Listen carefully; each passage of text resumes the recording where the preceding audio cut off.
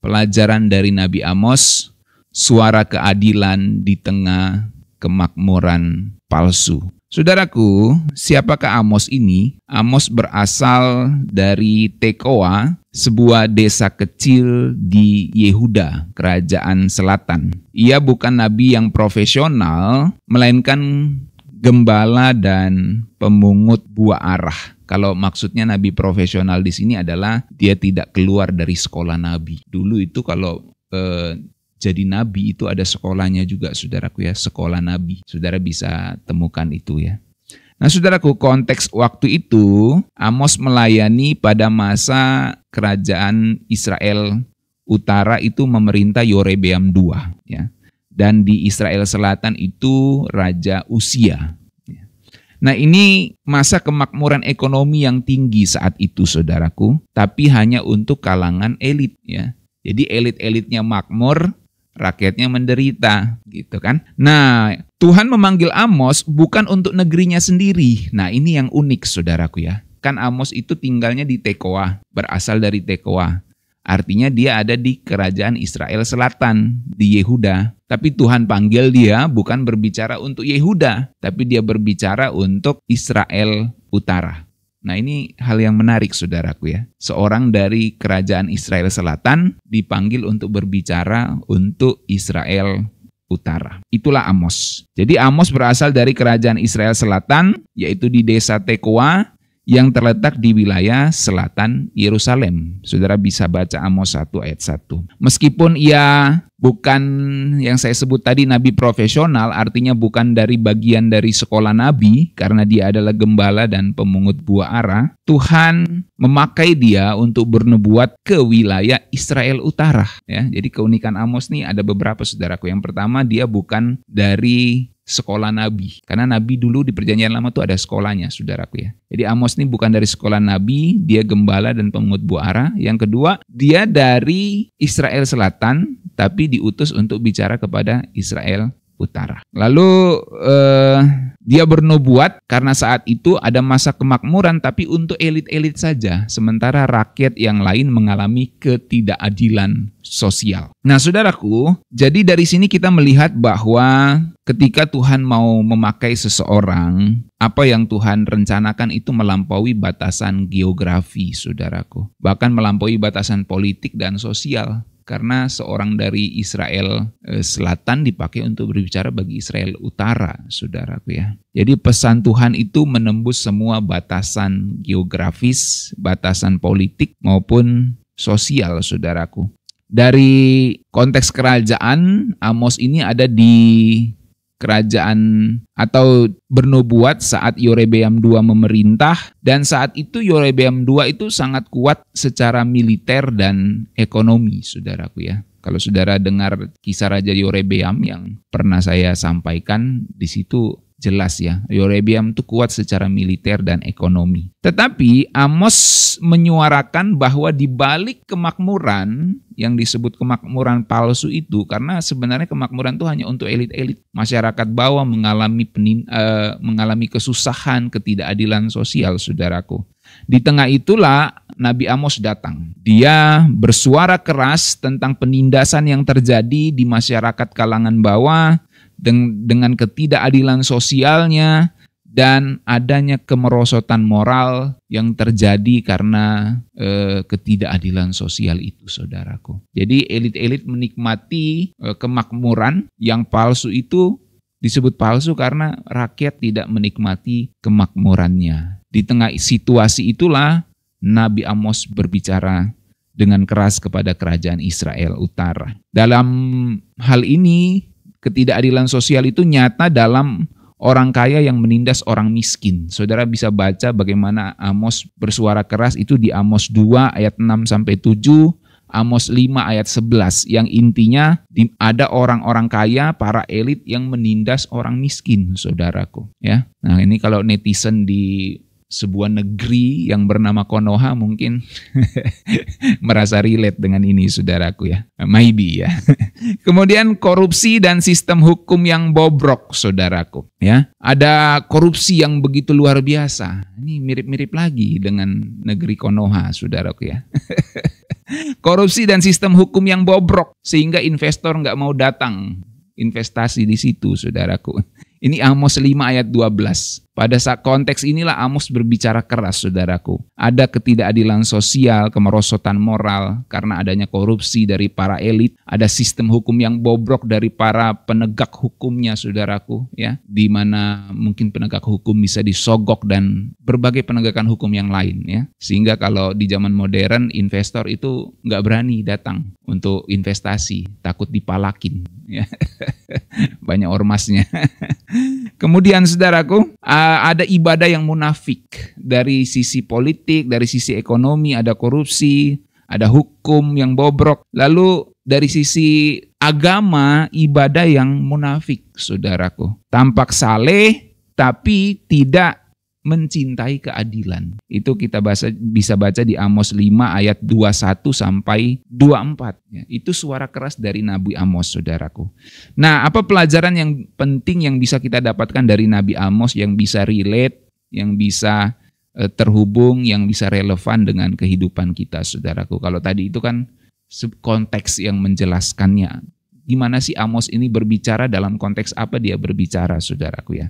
Nah, apa pelajarannya buat kita? Yang pertama, Tuhan bisa pakai siapa saja dan kapan saja. Dalam Amos itu, ya, dari catatan Nabi Amos, dalam Amos 1 ayat 1 sampai 7, dalam Amos 1 ayat 1 ayat 7 dan 14, Amos 1 ayat 1 dan Amos 7 ayat 14 sampai 15. Di situ sendiri Amos bilang, ya, aku ini bukan nabi, bukan juga anak nabi, ya, maksudnya nabi di situ nabi profesional, ya, karena bukan dari golongan sekolah nabi, itu maksudnya. Iya, Amos ini hanyalah orang biasa, tapi Tuhan panggil dia dan utus ke tempat yang asing baginya, ya, yaitu Israel Utara, karena dia dari Israel Selatan. Dan Amos ini bukan bagian dari elit religius, tapi justru jadi corong, jadi toaknya kebenaran Tuhan. Dari sini kita melihat bahwa Tuhan bisa pakai siapa saja dan kapan saja, saudaraku. Amos kita sebut nabi karena dia menjadi corong Tuhan. Dia bukan disebut nabi karena dari sekolah nabi, tapi dia dipakai Tuhan menjadi corong Tuhan, menjadi toaknya Tuhan untuk berbicara tentang ketidakadilan sosial yang terjadi secara khusus di Israel Utara. Ya.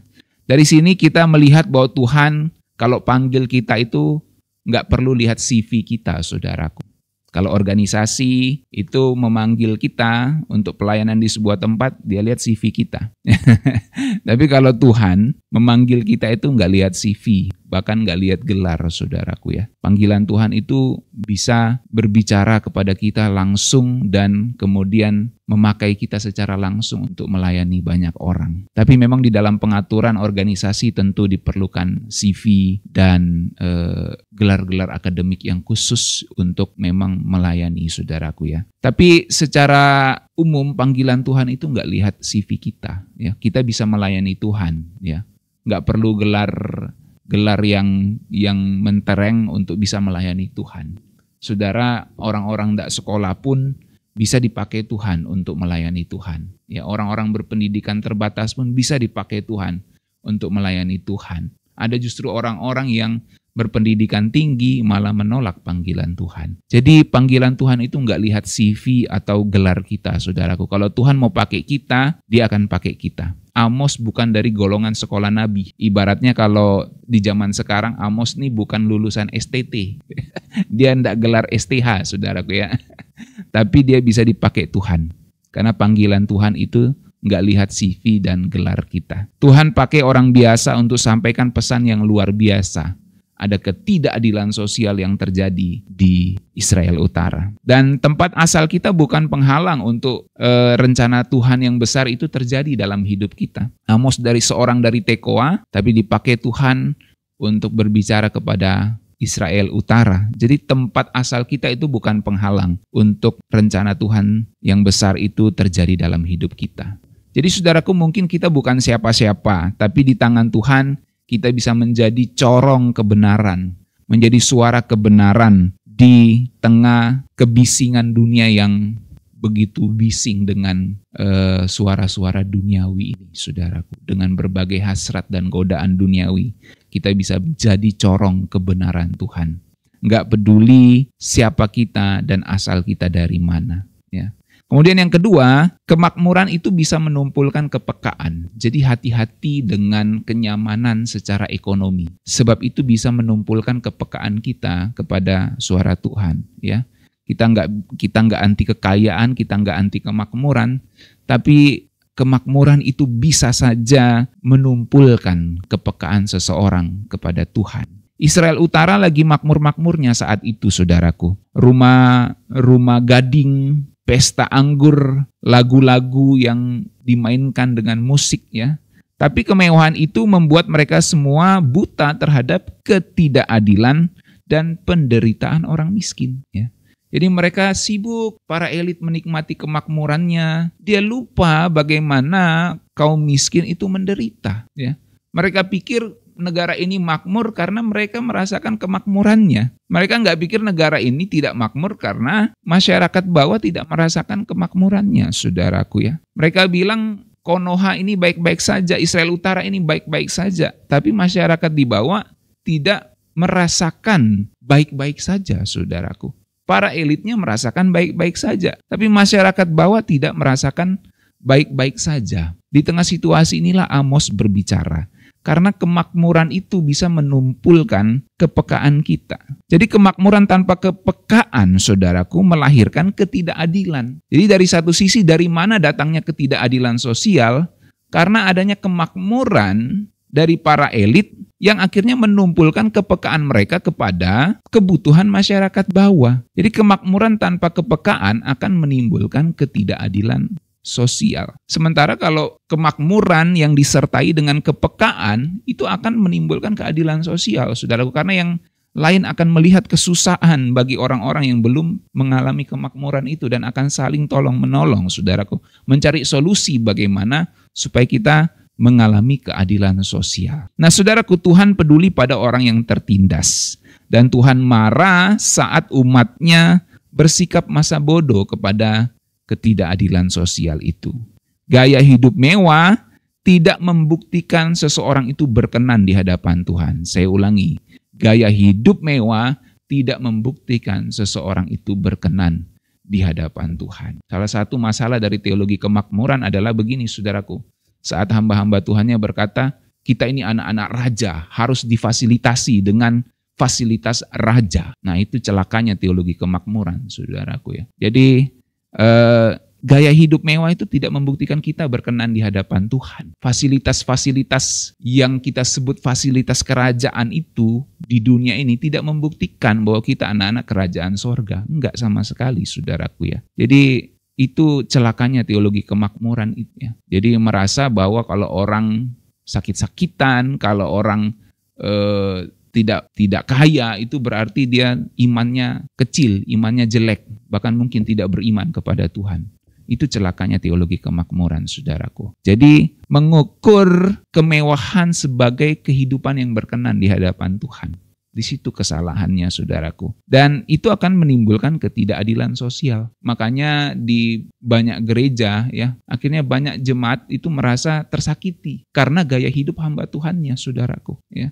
Gaya hidup hamba Tuhan yang mewah, yang foya-foya, memakai bahkan uang gereja gitu ya, uang perpuluhan digunakan untuk gaya hidup mewah, foya-foya. Dan ada jemaat-jemaat yang merasa tersakiti dengan itu, saudaraku ya. Jadi kemakmuran itu bisa menimbulkan, bisa menumpulkan kepekaan. Jadi hati-hati dengan kemakmuran ya. Kita nggak menyalahi kemakmuran ya. Kemakmuran itu rencana Tuhan, tapi hati-hati dengan kemakmuran yang bersifat duniawi. Ya. Jadi karena itu bisa menumpulkan kepekaan kita. Kalau dompet kita makin tebal, tapi hati kita makin tumpul, mungkin kita butuh disadarkan oleh Amos-Amos saat ini, saudaraku ya. Jadi itulah yang terjadi di Israel Utara saat itu. Ya. Dompet mereka makin tebal, para elit ini, tapi kepekaan mereka makin tumpul. Sehingga Amos bersuara keras, ada ketidakadilan sosial. Dan yang ketiga, saudaraku, ibadat tanpa integritas adalah sebuah kemunafikan. Ya, dalam Amos 5 ayat 21 sampai 24 di situ Amos berbicara soal ini. Tuhan bilang, "Aku benci perayaanmu." Dia ngomong kepada Israel Utara ini di zaman Yorebeam 2 itu. "Aku benci perayaanmu. Aku muak dengan pujianmu." Kenapa? Karena di balik liturgi mereka, saudaraku, ada ketidakadilan yang dibiarkan. Jadi elit-elitnya merasa mereka beribadah kepada Tuhan, ya, merasa beribadah kepada sesembahan mereka, tapi mereka membiarkan ketidakadilan sosial itu. Dan Tuhan berbicara melalui Nabi Amos, "Aku benci perayaanmu. Aku muak dengan pujianmu." Nah, coba saudara bayangkan sekarang ya.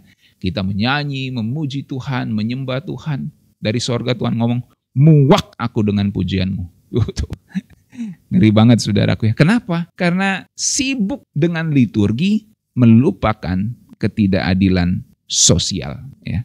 Nah saudaraku, Tuhan itu nggak bisa disuap sama lagu-lagu rohani kalau hidup kita nggak benar. Jadi pada akhirnya hidup kita lah yang akan membuktikan apakah itu menjadi pujian dan penyembahan kita. 5 menit, 30 menit, 2 jam di gereja memuji menyembah Tuhan, itu tidak membuktikan kita sungguh-sungguh seorang penyembah. Yang membuktikan kita seorang penyembah adalah bagaimana realita kehidupan kita sehari-hari. Keadilan dan ibadah itu harus berjalan bareng. Kalau kita sepertinya beribadah tapi tidak menjalankan keadilan sosial, saudaraku, maka itu disebut Tuhan, "Aku muak." Maka keadilan dan ibadah harus berjalan bareng. Ibadah sejati bukan hanya soal acara, tapi soal sikap hati dan hidup kita. Sekali lagi, ibadah yang sejati bukan hanya soal acaranya bagaimana, tapi bagaimana sikap hati dan hidup kita. Tuhan itu nggak butuh konser rohani, saudaraku. Dia cari kehidupan yang adil dan benar. Kalau kita mau sebut Tuhan cari konser, maka konser yang Tuhan cari itu adalah kehidupanmu yang adil dan benar. Bukan konser yang ada 1 jam, 2 jam itu, saudara. Tapi kehidupan kita yang adil dan benar setiap hari. Jadi kemudian, saudaraku, dari Amos kita belajar bahwa Tuhan sabar tapi ada batasnya, sehingga Amos menubuatkan akan datang masa kelaparan dan nggak ada makanan saat itu. Tapi firman Tuhan berkata bahwa mereka yang mencari kebenaran akan menemukannya dan akan menemukan Tuhan. Kita bisa baca itu di Amos 8 ayat 11-12. Intinya seperti itu, saudaraku ya. Dan kemudian yang terakhir dari Amos kita belajar bahwa harapan tetap ada bagi yang mau bertobat. Amos 9 ayat 11-15. Setelah semua teguran dan hukuman yang dinubuatkan Amos menutup dengan janji pemulihan. Jadi walaupun Tuhan marah karena ketidakadilan sosial yang dilakukan oleh para elit di Israel Utara, Tuhan tetap membuka jalan pemulihan untuk mereka yang bertobat. Disebutkan di situ Tuhan akan membangun kembali pondok Daud yang roboh dan memulihkannya. Itu bicara tentang pemulihan, saudaraku. Teguran Tuhan itu sesungguhnya bukan untuk menghancurkan kita, tapi untuk menyadarkan kita. Pemulihan Tuhan itu selalu tersedia bagi setiap orang yang mau bertobat. Dan Tuhan ingin kita menjalani keadilan dalam hidup kita dan mengalami kelimpahan rohani. Jadi secara kesimpulan cepat saja, saudaraku, dari Nabi Amos kita belajar Tuhan bisa pakai siapa saja. Yang kedua, kekayaan dan kenyamanan itu bisa menumpulkan kepekaan seseorang, jadi hati-hati. Kemudian yang ketiga, Tuhan benci dengan ibadah yang munafik, ya, yang tidak memperhatikan keadilan sosial. Dan yang keempat, kita belajar bahwa kesabaran Tuhan ada batasnya, ya. Tuhan menubuatkan penghukuman bagi Israel Utara. Dan akhirnya yang kelima, Tuhan juga menyediakan jalan pemulihan bagi mereka yang mau bertobat. Demikian saudara pelajaran dari Nabi Amos. Mari kita berdoa.